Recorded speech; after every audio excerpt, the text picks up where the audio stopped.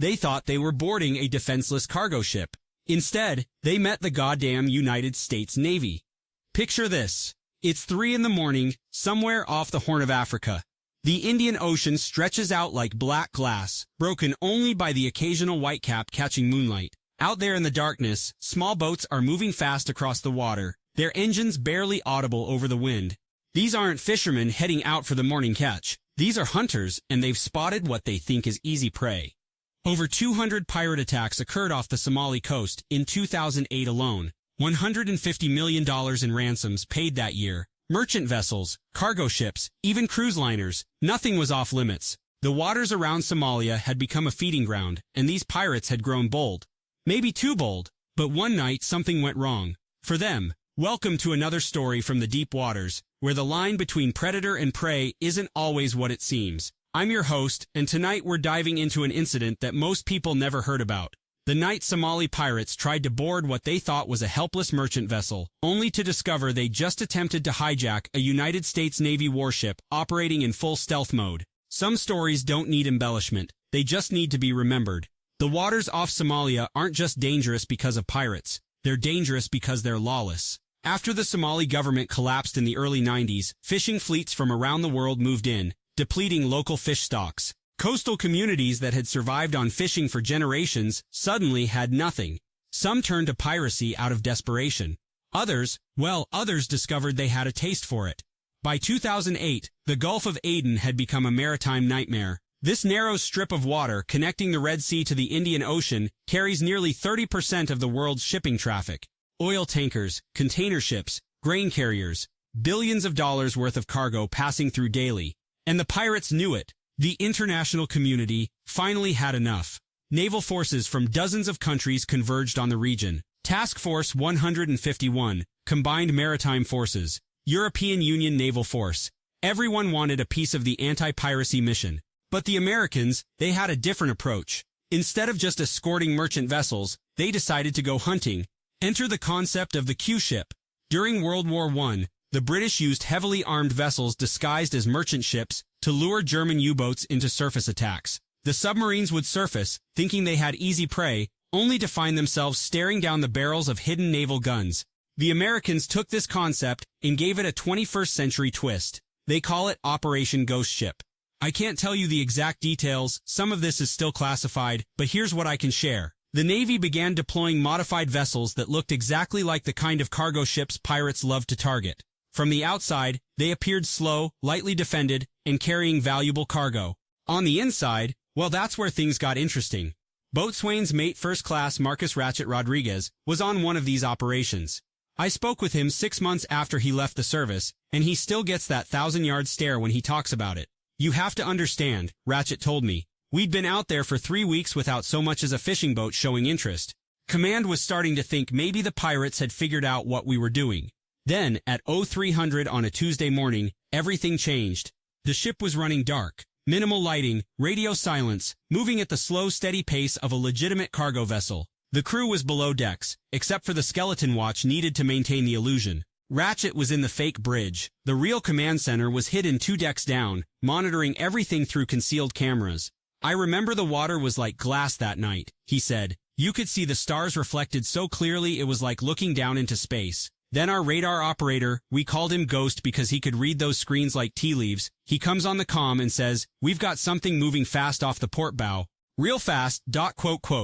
Through the night vision cameras, they watched 3 small boats approach from different angles. Classic pirate formation. 1 boat to distract from the front, 2 to board from the sides. The boats were moving at nearly 40 knots, throwing up spray as they bounced across the swells. Command comes on the radio and asks if we can confirm hostile intent, Ratchet continued. And I'm thinking, 3 boats moving that fast toward us at 3 in the morning? What else could it be? A welcome committee? The pirates closed to within 500 meters before the lead boat started flashing a spotlight, the universal maritime signal to stop and prepare to be boarded. Standard pirate protocol. They'd done this dance hundreds of times before. That's when we got the green light, Ratchet said. Rules of engagement went from yellow to red in about 3 seconds. The hidden panels on the ship's sides suddenly dropped away, revealing mounted 50 caliber machine guns. Floodlights blazed to life, turning night into day. The fake superstructure split open, and a squad of Navy SEALs emerged from concealment, weapons trained on the approaching boats. But here's the thing about pirates. They're not stupid. Desperate, maybe. Ruthless, definitely. But not stupid. The moment those lights came on, the lead boats started turning hard to starboard, trying to break contact. Too late. The look on their faces, Ratchet shook his head. I'll never forget it. One second, they're thinking about the ransom money they're going to collect. The next, they're staring down the business end of the United States Navy. Two of the pirate boats tried to run. The third, either out of panic or stubbornness, actually continued its approach. That boat carried 5 men armed with AK-47s and what looked like an RPG launcher. They came alongside and threw grappling hooks over the rail. They brought a machete to a 50 cal fight, Ratchet said with grim humor. The first pirate over the rail found himself face to face with a Navy SEAL holding an M4 carbine. The pirate was carrying a rusted machete and what looked like a World War II-era pistol. For a moment, nobody moved. Then the pirate slowly raised his hands. Smart man, Ratchet observed. His buddies, not so much. The second pirate tried to swing his AK-47 toward the SEAL team. He never got the chance. Suppressed gunfire dropped him before he could pull the trigger. The remaining 3 pirates, seeing their comrade fall, dove back into their boat and tried to escape. That's when the water around their skiff erupted in 50 caliber rounds. Not aimed to kill, aimed to disable the engine. The boat dead stopped, smoke pouring from its stern. We pulled 4 guys out of the water that night, Ratchet told me. One didn't make it, caught some shrapnel when his engine exploded. The other 3 spent the next several hours zip-tied on our deck, probably wondering how their lives had gone so wrong so fast. But that was just the beginning. Intelligence gathered from the captured pirates led to something much bigger. The thing about piracy operations off Somalia is they're not just random attacks by desperate fishermen. There's an entire infrastructure supporting them. Financiers, intelligence networks, corrupt officials taking cuts of ransom payments. The captured pirates had cell phones with contact lists that read like a who's who of East African organized crime. Commander Sarah Chen was the intelligence analyst aboard the USS Bulky during this period. She spent months piecing together the network that supported these attacks. What people don't understand is that modern piracy is a business, she explained. These aren't desperate individuals acting alone. They have supply chains, communication networks, even customer service departments for negotiating ransoms. The intelligence from the ghost ship operation revealed something disturbing. The pirates weren't just randomly attacking vessels, they were receiving inside information. Shipping schedules, cargo manifests, even security details were being leaked from ports across the region. We started seeing patterns, Commander Chen continued. Certain ships were being targeted within hours of leaving port. Ships carrying high-value cargo were being hit more frequently than others. Someone was feeding them information. The Navy decided to use this knowledge against them. Operation Leaky Vessel was born, a deliberate disinformation campaign designed to lure pirates into another trap. They began broadcasting fake radio traffic about a problematic cargo vessel carrying electronics and pharmaceuticals, exactly the kind of high-value, easy-to-sell cargo that pirates preferred. The fictitious ship was supposedly experiencing engine problems and would be traveling slowly through pirate-infested waters with minimal security. We made sure the information got to the right people, Commander Chen said, with a slight smile. Within 48 hours, we had intercepted radio chatter about a golden opportunity heading their way. The trap was set near the internationally recommended transit corridor, a heavily patrolled shipping lane that most pirates avoided.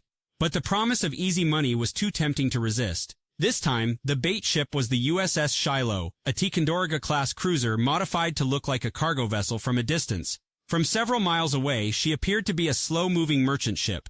Up close, she was 6,000 tons of guided missile cruiser, with enough firepower to level a small city. The pirates took the bait. We tracked them for 6 hours, Commander Chen recalled. 2 boats, 8 men total, loaded with weapons and boarding equipment. They were so focused on what they thought was an easy target that they never noticed the P-3 Orion circling at 20,000 feet or the submarine pacing them underwater. The attack followed the same pattern as before: high-speed approach, spotlight signals, preparation to board. But this time, the Navy was ready with something special. Instead of revealing the ship's true nature immediately, they let the pirates get closer, much closer. We wanted to see how far they'd go, Commander Chen explained. How committed they were to the attack once they realized what they were facing. The pirates pulled alongside the disguised cruiser and threw their grappling hooks. The first man over the rail found himself in what appeared to be an empty cargo hold. No crew, no containers, just empty space and dim lighting. That's when the lights came on. The cargo hold was actually a specially modified boat bay. The walls were lined with armed Marines.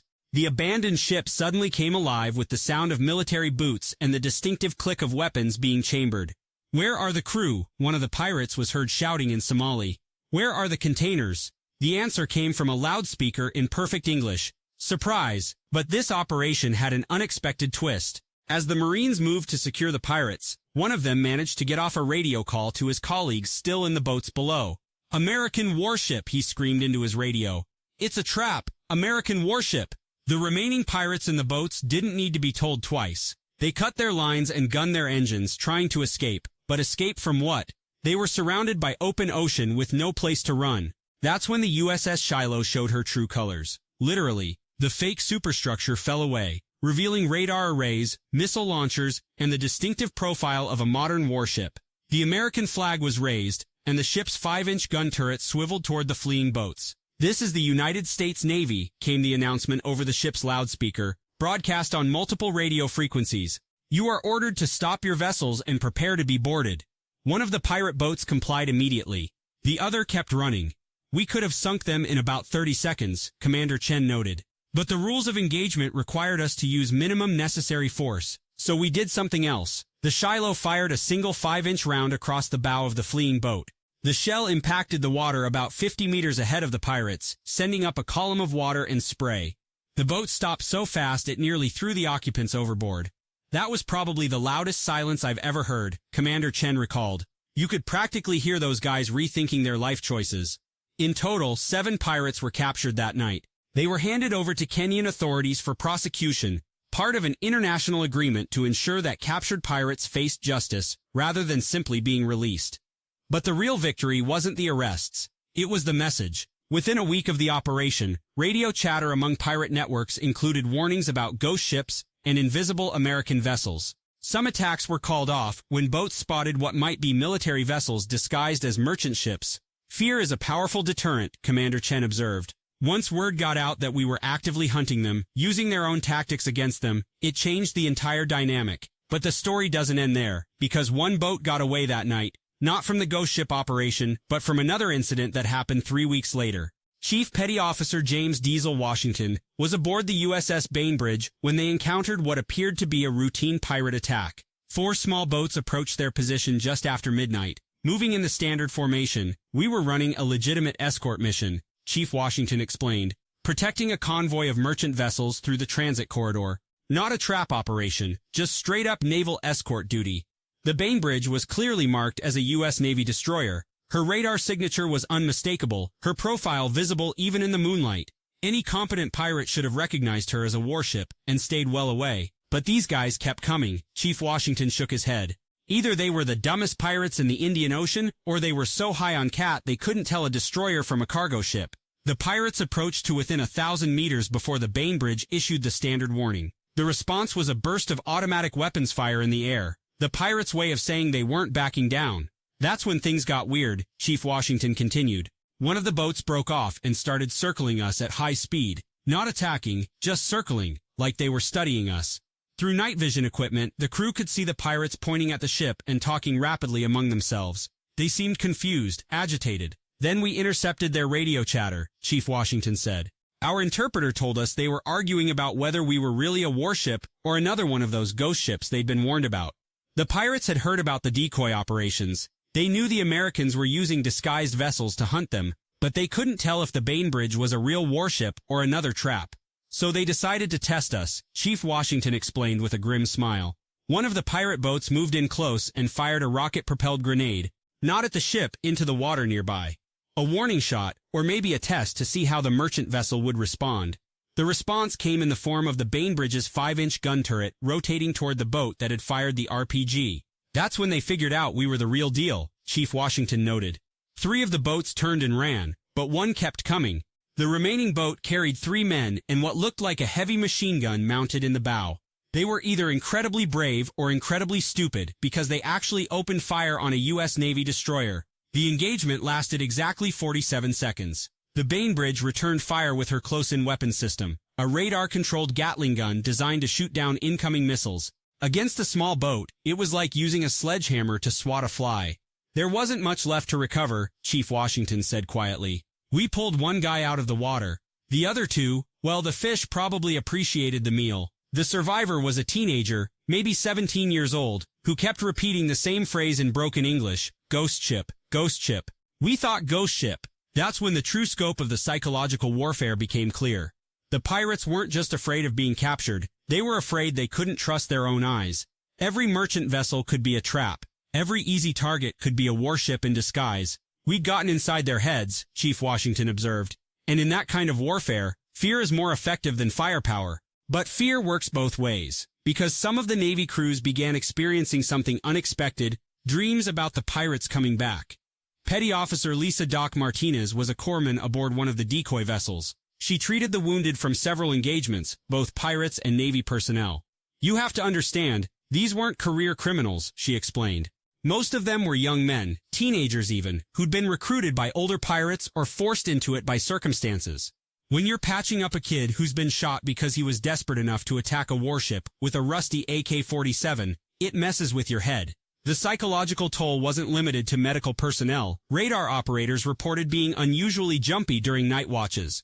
Engine room personnel complained about hearing small boat engines that weren't there. Even experienced sailors started seeing pirate boats in the shadows of waves. We were hunting them, but in a way they were haunting us, Doc Martinez reflected. Every night we wondered if tonight would be the night they figured out our patterns, our weaknesses. The paranoia was justified. Intelligence reports suggested that pirate networks were adapting to the Navy's tactics. They began using drone aircraft, commercial quadcopters modified with cameras, to scout potential targets from a safe distance. They were learning, Commander Chen admitted, just like we were learning from them. The game of cat and mouse escalated when the Navy intercepted communications suggesting that pirates had infiltrated port facilities in several countries. Not just in Somalia, but in Kenya, Yemen, and even Djibouti. Ship schedules, cargo manifests, and security details were being leaked in real time. We realized we weren't just fighting pirates, Commander Chen explained. We were fighting an intelligence network that had tentacles reaching into legitimate maritime commerce. The response was Operation Blind Eye, a counterintelligence operation designed to feed false information to pirate networks while identifying their sources. The Navy began broadcasting fake shipping schedules for vessels that didn't exist, carrying cargo that wasn't real, following routes that led nowhere. Pirates who acted on this information found themselves chasing ghosts across empty ocean. At the same time, genuine ship movements were classified at the highest levels. Real cargo vessels began using call signs that changed daily, following routes that were revealed only hours before departure. We made their intelligence worthless, Commander Chen said, with satisfaction. They couldn't tell what was real and what was disinformation. But the most effective psychological weapon was the story that pirates began telling each other, the legend of the ship that wasn't there. It started with a distress call intercepted by multiple naval vessels in the area. A cargo ship reported engine problems and requested assistance. The call sign checked out, the position was valid, and the frequency was correct. 3 ships responded to the call, a Chinese frigate, a Dutch naval vessel, and the USS Lake Champlain. When they arrived at the reported position, they found nothing. No ship, no debris, no sign that anything had ever been there. We searched for 6 hours, recalled Lieutenant Commander Mike Torch Patterson, who was officer of the deck on the Lake Champlain that night. Sonar, radar, visual search, even deployed a helicopter. Nothing. The mystery deepened when they realized the distress call was still being broadcast. A ship that wasn't there was asking for help that it didn't need. That's when we figured out what was happening, Lieutenant Commander Patterson continued. Pirates were using spoofed radio equipment to broadcast fake distress calls, trying to lure naval vessels to specific coordinates. The trap was elegant in its simplicity. Naval ships responding to distress calls were required to approach with weapons secured, following maritime law. Pirates positioned at the coordinates could potentially ambush a warship that wasn't expecting combat. Except they made one critical error, Patterson noted. They assumed we'd come alone. The USS Lake Champlain was part of a 3-ship task force. When they responded to the distress call, they brought friends. The ambush began at dawn. 6 pirate boats emerged from behind a small island, moving fast and in formation. They were better armed than usual, heavy machine guns, RPGs, and what looked like a recoilless rifle mounted on the lead boat. These weren't desperate fishermen, Patterson observed. This was a military-style operation, complete with covering fire and coordinated movement. The pirates had planned for 1 ship. They got 3. The Lake Champlain engaged from the north, the Chinese frigate from the east, and the Dutch vessel from the south. The pirates found themselves in a 3-way crossfire with nowhere to run. It was over in minutes, Patterson recalled. We'd walked into their trap, but they'd walked into ours. 2 pirate boats were sunk, 3 others disabled. The recoilless rifle never got a chance to fire. A Dutch helicopter took it out with a precision missile strike. But the real victory was symbolic. The pirates had tried to turn the Navy's humanitarian instincts against them, using fake distress calls to set up ambushes. Instead, they demonstrated that the international naval coalition could work together seamlessly, even in unplanned combat situations. Word of that engagement spread through pirate networks faster than we could track it, Patterson noted. Suddenly, even calling for help became dangerous for them, because they never knew who might answer. The psychological warfare reached its peak with an incident that the Navy still won't discuss officially. I can only tell you what multiple sources have confirmed independently. It happened during a routine patrol mission. The USS Gettysburg was escorting a small convoy through the transit corridor when they received an emergency broadcast on international distress frequencies. Mayday, Mayday, this is merchant vessel Star of Mogadishu. We are under attack by pirates, requesting immediate assistance. The call sign was legitimate. The ship was a known cargo vessel that had been attacked twice before. The distress call followed proper maritime protocols. We responded immediately, said Chief Operations Specialist Radar Riley, who was on duty that night. Full speed toward their last known position. Helicopter launched. Combat systems online. What they found defied explanation. The Star of Mogadishu was there, exactly where she was supposed to be. She appeared undamaged, showing normal running lights, maintaining course and speed, no signs of pirate boats in the area. We tried to raise them on radio, Chief Riley continued. No response. We sent the helicopter over for a visual inspection. Everything looked normal from the outside. But something was wrong. The ship's automatic identification system was broadcasting normally, but there was no response to radio calls on any frequency. Visual inspection through binoculars showed no one on the bridge. That's when we decided to board her, Chief Riley explained. A boarding party from the Gettysburg went alongside the Star of Mogadishu in an inflatable boat. They found the accommodation ladder down and the deck lights on, as if the crew was expecting them. But there was no crew. The ship was completely abandoned, reported the boarding party leader. Personal effects in the cabins, food still warm in the galley, coffee still brewing on the bridge, but no people. The Star of Mogadishu's engines were running on autopilot. Her cargo holds were full. Her communications equipment was functioning normally, but her crew of 23 had vanished. We searched every compartment, every space large enough to hide a person. The boarding party leader continued. Nothing. It was like they just disappeared. The mystery deepened when they discovered the ship's security cameras. The digital recording showed the crew going about their normal duties until approximately 2 hours before the Gettysburg arrived. Then, at 0347 hours, the recording simply stopped. Not static, not equipment failure, Chief Riley emphasized. The recording just ended, like someone had turned off the cameras. But the most disturbing discovery was in the ship's radio room. The emergency broadcast was still being transmitted, on continuous loop, from equipment that showed no signs of tampering.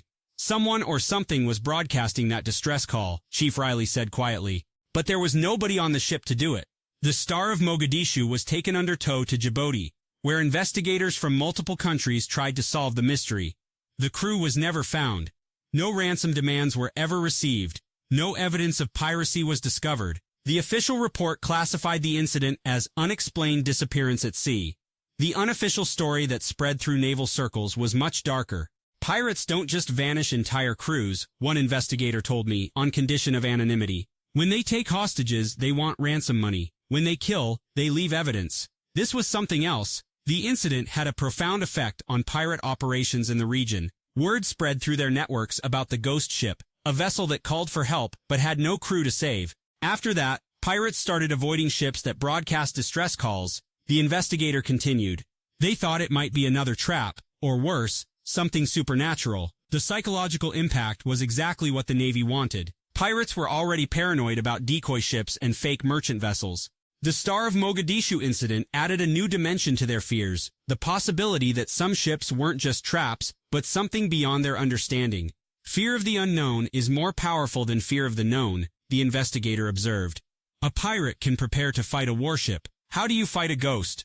But the real ghost story was yet to come.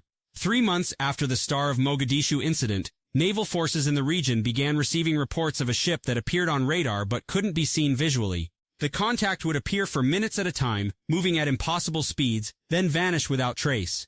"We'd track it for maybe 10-15 minutes, said radar operator Seaman Johnson from the USS Anzio. "Moving at 40-50 knots, way too fast for a merchant vessel. Then it would just disappear. Not fade away like a ship going over the horizon, just gone." The phantom contact became known as Ghost Rider among radar operators. It appeared on screens belonging to ships from multiple navies, American, Chinese, European, even pirate vessels that had been captured with radar equipment. The weird thing was, it only appeared when pirates were in the area, Seaman Johnson noted. Never during routine patrols, never when the sea was empty, only when there was trouble brewing. Some operators began to think of Ghost Rider as a guardian spirit, watching over the naval forces hunting pirates. Others had darker theories. Maybe it was the Star of Mogadishu, one operator suggested. Still out there, still broadcasting, still trying to get help that never comes. The truth, when it finally emerged, was more mundane but equally disturbing. Ghost Rider was real, a prototype stealth vessel being tested by the U.S. Navy in the same waters where pirate operations were taking place. The ship was designed to be nearly invisible to radar and completely invisible to the naked eye under certain conditions.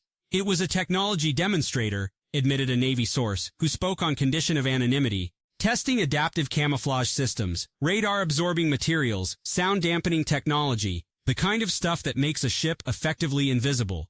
The prototype was being used to gather intelligence on pirate operations, tracking their movements and communications without being detected. But its presence had an unintended psychological effect on both pirates and Navy personnel. "People started seeing ghosts where there were none," the source continued. "Every unusual radar contact became a supernatural event. Every unexplained sighting became part of the legend. The Ghost Rider program was classified at the highest levels, which meant that even Navy personnel tracking the phantom contact had no idea what they were actually seeing. The irony is that we created our own ghost story," the source admitted. "We were so secretive about the program that we spooked our own people. But the psychological warfare was incredibly effective.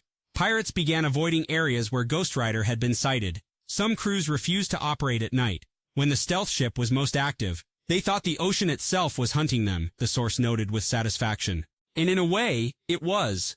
The combination of decoy operations, counterintelligence, and psychological warfare had achieved something that conventional military force alone couldn't accomplish. It had made the pirates afraid of the water itself. "Fear is contagious," observed Dr. Sarah Chen, a naval psychologist who studied the effects of these operations. "When you make your enemy afraid of the battlefield, you've already won half the war."